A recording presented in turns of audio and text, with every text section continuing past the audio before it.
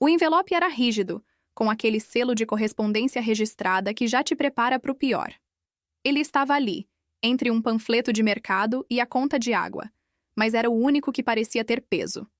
Literalmente e emocionalmente. Era meu aniversário de 34 anos. Nada marcante, nada especial. Nem esperava muito, para ser sincera. Talvez um parabéns por mensagem, quem sabe um cartão, se lembrassem. Mas tinha algo naquele envelope que me fez parar. O remetente era deles, meus pais. E por um segundo, meu coração quis acreditar em alguma coisa boa. Talvez fosse uma carta de reconciliação, ou até uma lembrança, um gesto. Levei para dentro, deixei em cima do balcão da cozinha, do lado do buquê que minha assistente mandou. Sentei com calma, abri devagar. Não tinha bilhete à mão, nem assinatura. Só uma folha impressa, formal. Após cuidadosa avaliação, atualizamos nosso testamento. Todos os bens restantes serão destinados a Lily Monroe e seus filhos. Dadas as suas circunstâncias atuais, acreditamos que compreenderá. 3 linhas.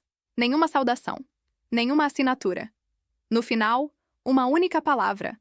Atenciosamente. Não tinha com amor, nem mamãe e papai. Só um frio e seco, atenciosamente. Fiquei encarando aquilo por mais tempo do que eu gostaria de admitir.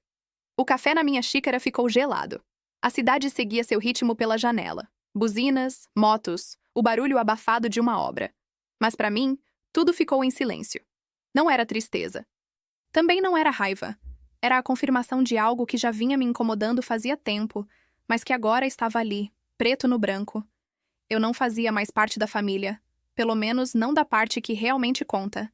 E o que mais me doeu nem foi o conteúdo. Foi o momento. Eles mandaram aquilo no meu aniversário. Não um dia antes, nem depois. No exato dia que, anos atrás, disseram ter sido o melhor das vidas deles. Será que esqueceram disso? Ou mandaram de propósito? Não nasci sendo a filha esquecida. Pelo contrário. Quando eu era pequena, era vista como a responsável, a que ajudava, a que carregava a bolsa de fraldas, lembrava o pai de desligar o forno. Aos 10 anos, eu já sabia fazer o almoço. Aos 12, levava a Lily para a escola, amarrava os cadarços dela, trançava o cabelo, porque a mamãe nunca teve jeito para isso. Lily era o bebê da casa, toda delicadinha, cheia de historinhas doces. Se ela chorava, todo mundo parava. Se eu chorava, diziam que era drama. Em eventos da escola, minha mãe fazia questão de posar com Lily no centro das fotos. Eu sempre no cantinho, segurando bolsa de alguém. Nossos aniversários, então, diziam tudo. Os dela eram festas temáticas, bolo de unicórnio, pula-pula, até pônei teve um ano. Os meus? Quando tinham, era um bolinho de supermercado, às vezes atrasado. Por muito tempo, eu achei que o problema era comigo. Talvez eu não fosse tão amável. Talvez eu tivesse feito algo errado. Mas aí tinha a avó Heloise. Ela nunca me fez duvidar do meu valor. Morava a 3 quadras, numa casinha azul com um balanço meio torto e um pote de biscoito sempre cheio. Ela não tinha muito, mas o pouco que tinha dividia. Me ensinou a lidar com dinheiro, arrumar encanamento, até respirar fundo quando eu sentia que ninguém me via. Quando ela ficou doente, um câncer de pulmão que consumia aos poucos, eu tinha 16. Minha mãe não lidava bem com o hospital e meu pai sempre tinha uma hora extra. Então fui eu. Todos os dias. Troquei lençol, organizei remédio, fui nas consultas. Lily foi uma vez, tirou foto no quarto e foi embora rápido. Quando a avó faleceu, fui eu quem achou o testamento, escondido dentro de um exemplar de Mulherzinhas. Ela deixou tudo pra mim. A casa, um carro velho, uma pequena poupança. E um bilhete. Você foi quem ficou. Não por obrigação, mas porque me enxergou. Não era pelo dinheiro. Nunca foi. Era a primeira vez que alguém me escolhia de verdade. No velório, dava pra ouvir os sussurros. Minha mãe estava com uma cara azeda.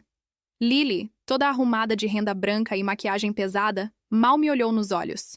Naquela mesma semana, Lily me puxou de canto. Disse que sabia que a casa era minha, mas que estava com dificuldade para pagar o aluguel.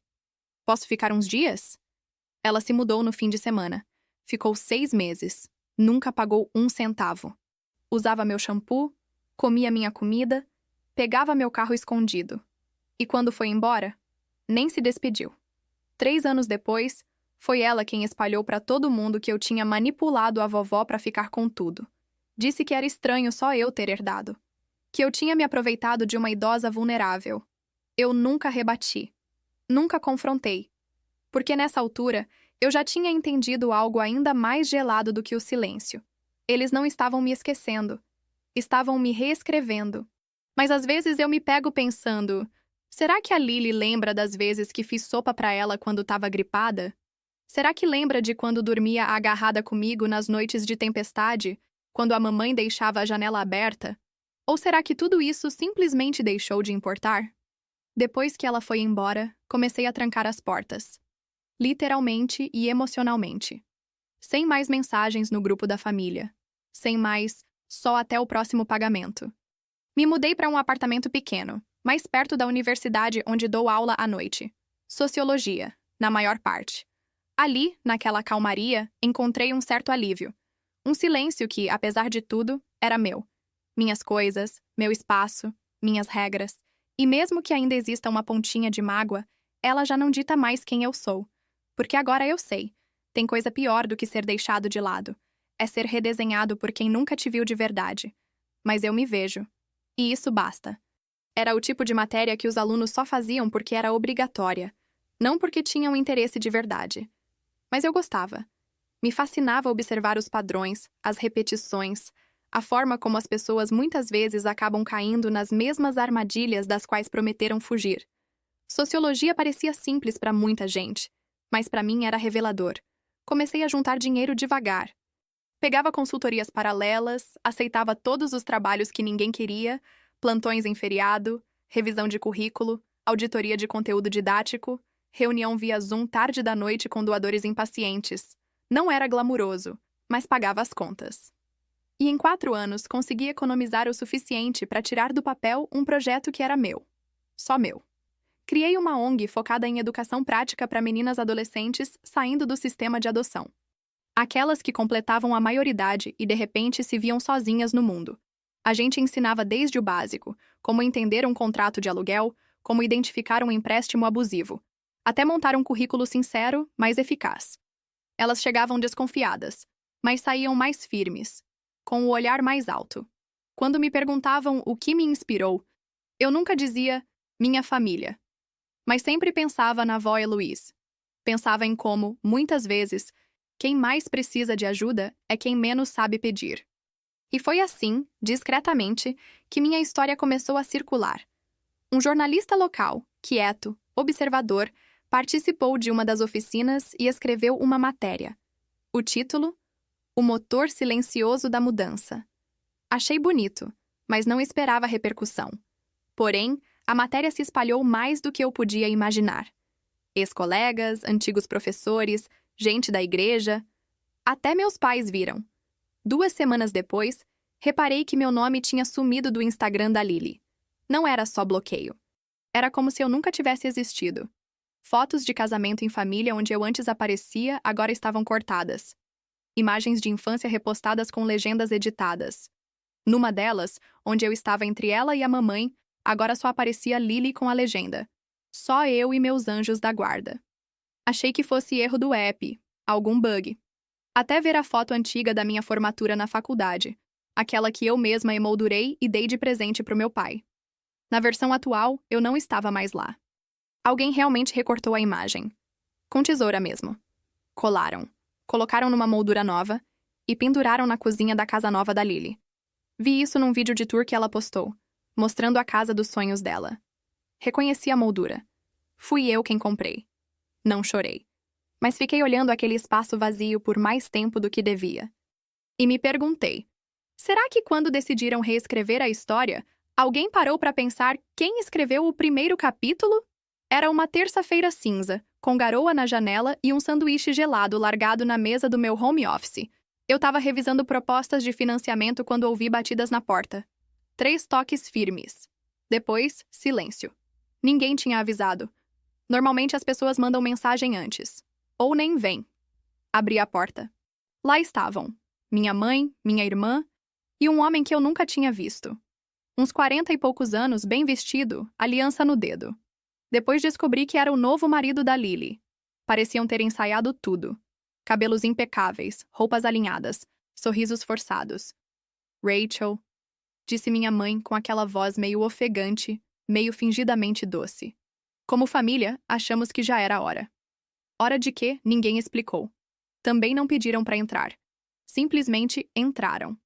Passaram por mim como se ainda tivessem esse direito. Se acomodaram na minha sala.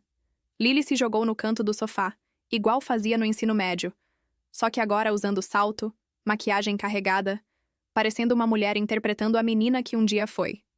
O marido dela não abriu a boca. Só assentiu, como se tivessem instruído ele a não se meter. Minha mãe começou com elogios. Disse que estava orgulhosa, que sempre soube que eu faria algo importante, que até tinha mostrado a matéria do jornal para as amigas da igreja. Aí veio o verdadeiro motivo da visita. Lily e o marido tinham iniciado um negócio. Marketing imobiliário.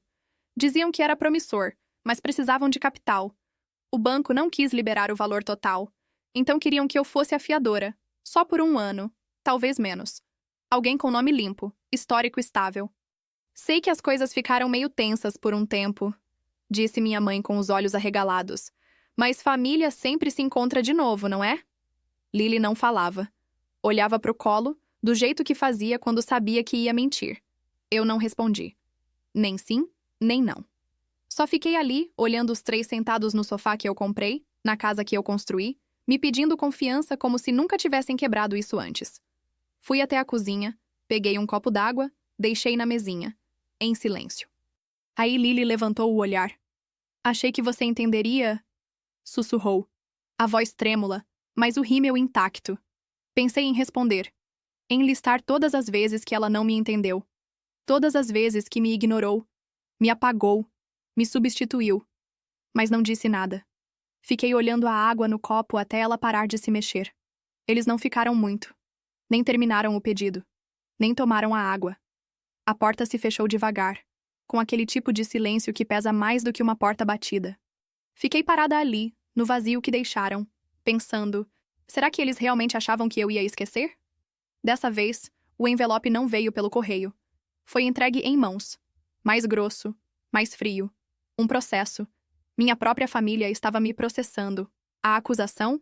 Enriquecimento ilícito. Alegavam que eu tinha influenciado a vovó, isolado ela, tirado eles do testamento. Que eu me aproveitei. Que a verdadeira herdeira era Lily. E que eu roubei o que era dela. A petição parecia saída de um roteiro de novela ruim. Um enredo montado com cuidado para me transformar na vilã manipuladora, enquanto Lily era pintada como a neta amorosa, de coração bom, que só agora, cheia de dor, encontrava coragem para se manifestar. Era uma narrativa bem escrita, no sentido teatral da coisa, mas completamente falsa. Fiquei sentada por horas com aquele papel na mão. Não chorei. Não liguei para ninguém. Apenas levantei, fui até meu armário de arquivos e puxei a pasta que eu vinha guardando há 15 anos, quase como se soubesse que um dia precisaria dela. Dentro estava tudo.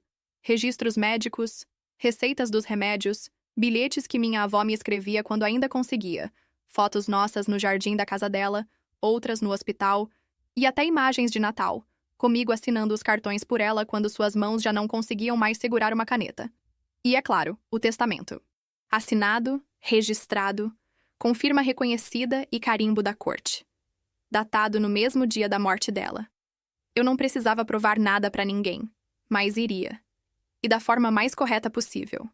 Minha advogada era uma ex-aluna brilhante, Helena Ruiz. Inteligente, serena, prática.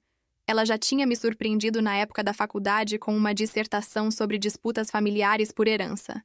Quando mostrei o processo para ela, não fez nem cara de espanto. Já vi coisa parecida, disse ela seca. Mas eles cometeram um erro. Levantei uma sobrancelha, curiosa. Ela abriu um leve sorriso e continuou. Eles adulteraram documentos. Lily apresentou e-mails falsos, supostamente enviados pela minha avó, notas que não batiam com a letra dela, e até uma versão modificada de um testamento, com uma data que, pasme, era 2 semanas depois da morte da avó. Nem se deram ao trabalho de checar os registros do hospital, onde constava claramente que minha avó estava em coma naquele período. A gente não respondeu com agressividade. Apenas reunimos provas, detalhe por detalhe. Com calma, paciência, mas com firmeza. No dia do depoimento, Lily apareceu com um blazer preto e um colar de pérolas, como se fosse a um café da manhã com amigas. Minha mãe sentou ao lado dela, tentando parecer firme, mas visivelmente desconfortável. Falei pouco naquele dia. Não era necessário. Helena assumiu tudo com a precisão de uma cirurgiã experiente. Lily se enrolou nas datas. Mudou a versão dos fatos. Depois mudou de novo. Antes do meio-dia, o advogado dela pediu um intervalo. Às 2 da tarde, eles tentaram propor um acordo. Helena recusou na hora. Ela queria aquilo no papel, na ata, nos registros oficiais. 2 semanas depois, veio a decisão. O juiz arquivou o processo com prejuízo total para eles. Disse que se tratava de uma tentativa maliciosa, leviana e calculada de reescrever uma história que já estava registrada em documentos legais.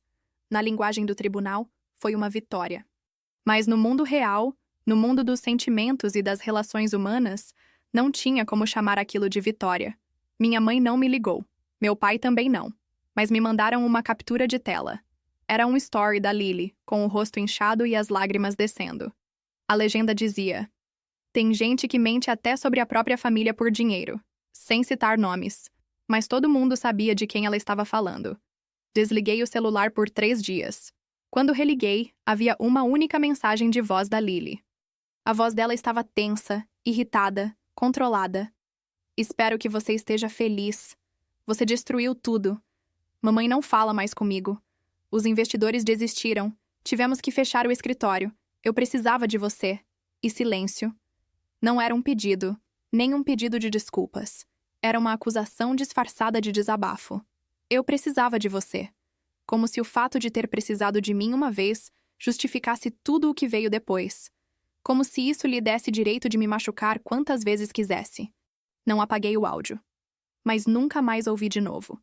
Porque naquele momento, entendi a verdade mais crua de todas. Eles não se voltaram contra mim porque eu falhei. Eles fizeram isso porque eu não falhei. Porque eu me levantei. Porque eu fui escolhida pela avó. E depois disso me escolhi também. Na segunda tentativa de reconciliação, não vieram bater na porta. Ligaram pro meu pai, vejam só. 7 anos sem contato. A voz dele estava diferente, mais baixa, como se não tivesse certeza do que queria dizer. As coisas saíram do controle. Sua irmã se arrepende. Todos nós. O processo foi uma pena. Mas somos família, e famílias superam coisas piores. Fiquei em silêncio. Ele insistiu. "A gente queria te convidar para um encontro. O Grant vai se casar. Uma festa grande, muita gente. Seria importante você aparecer." Dei uma risadinha. Não por desprezo, mas pela ironia. Queriam minha presença não por mim, mas pelo que eu representava agora. A ONG tinha crescido. O projeto Terceiro Círculo já atuava em 3 estados. A gente havia firmado parceria com um Fundo Nacional de Liderança Feminina. E minha cara tinha saído na capa de uma revista. O título? De esquecida a referência. Eles não queriam minha presença. Queriam minha imagem. Recusei com educação, curta, direta. 1 semana depois, tia Mara ligou. Sempre foi gentil naquele jeito de vovó de filme antigo. Xícara de chá tremendo na mão, voz baixa, sorriso tímido. "Eu entendo sua mágoa, querida. O que Lily fez foi grave. Mas talvez seja a hora de deixar pra lá. Casamento é alegria. Não leve o passado pra lá. Aquilo me atingiu de um jeito estranho. Não leve o passado pra lá." Como se o passado fosse uma bolsa que a gente escolhe se carrega ou não. Como se eles já não tivessem derrubado tudo no chão e saído andando. Não respondi. Não fui. Não postei nada. No sábado, vi as fotos da festa no Instagram. Sol, risadas, vinho caro, jardim alugado. Eu fiquei em casa, acendi uma vela, peguei um livro velho da avó. E quando o interfone tocou, já era noite. Olhei pelo olho mágico. Era Lily. Sozinha, sem maquiagem. Cabelo preso, olhos vermelhos. Não disse nada. Só ficou ali parada. Apaguei a luz da varanda. E deixei o silêncio responder por mim. Lily nunca voltou uma terceira vez. Depois daquela noite em que Lily apareceu na minha varanda e eu deixei o silêncio responder por mim, ela simplesmente sumiu. Não mandou mensagem. Não ligou. Não escreveu nenhum e-mail longo pedindo desculpa ou implorando por uma nova chance. Desapareceu. Voltou para aquele mundinho cuidadosamente montado de vídeos ensaiados, reels filtrados e yoga às 9 da manhã. E eu fiquei no meu. Não foi por mágoa. Foi por clareza. Eu finalmente tinha entendido que não precisava mais ser vista por eles. Só precisava parar de ser reescrita. O silêncio que veio depois não foi ensurdecedor. Foi exato. Ocupou apenas o espaço que eles costumavam tomar. Nem mais, nem menos. Um silêncio que, em vez de machucar, trazia uma espécie de paz. Era como se a ausência deles devolvesse o ar da casa. Quando as pessoas perguntavam, conhecidos antigos, vizinhos, colegas que não sabiam direito o que tinha acontecido, eu não explicava muito. Só dizia: eles escolheram acreditar numa versão de mim que era mais fácil de apagar. Alguns insistiam: como assim? E eu respondia: eu estava lá. Eles só não quiseram me enxergar. Essa frase sempre encerrava o assunto. Ninguém retrucava.